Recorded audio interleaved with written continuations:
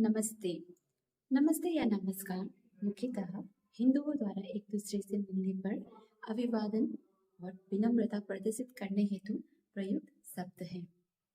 इस भाव का अर्थ है कि सभी मनुष्यों के हृदय में एक दैवीय चेतना और प्रकाश है जो अनाहत चक्र, जिसको हृदय चक्र भी कहा जाता है, उसमें स्थित है। ये शब्द संस्कृत के नमः शब्द से निकला हुआ है। ये इस भाव मुद्रा का अर्थ है एक आत्मा का दूसरी आत्मा से आभार प्रकट करना। दैनंदिन जीवन में नमस्ते शब्द का प्रयोग किसी से मिलने है या विदा लेते समय शुभकामनाएं प्रदर्शित करने या अभिवादन करने हेतु किया जाता है।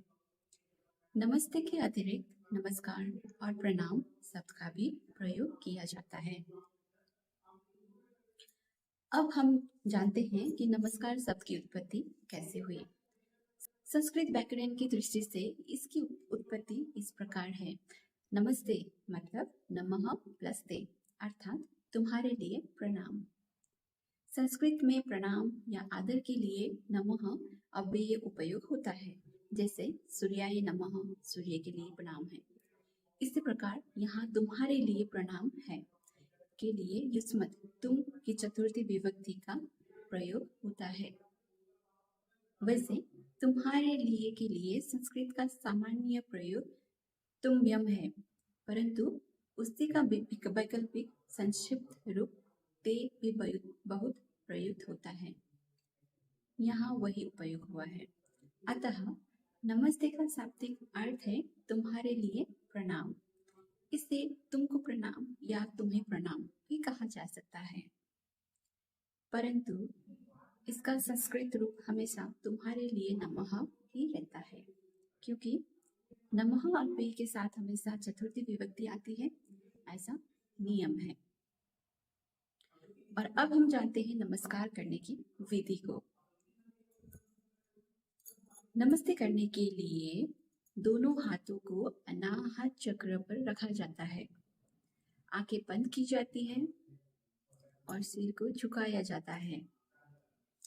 इसके अलावा पहले अपने मन को एक गहरी सांस के साथ शांत करें। सांस छोड़ते हुए हथेलियों को चेस्ट के सामने लाएं। हथेलियों को थोड़ा दबाएं।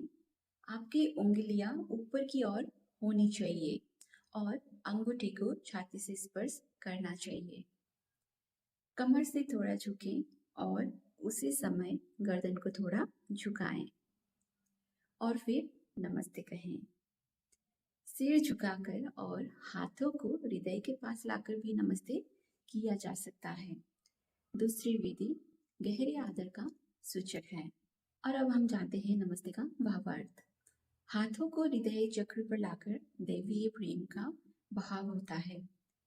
सिर को झुकाने और आंखें बंद करने का अर्थ है अपने आप को हृदय में विराजमान प्रभु को अपने आप को सौंप देना। गहरे ध्यान में डूबने के लिए भी स्वयं को नमस्ते किया जा सकता है। जब ये किसी और के साथ किया जाए तो ये एक सुंदर और तीव्र ध्यान होता है। नमस्ते।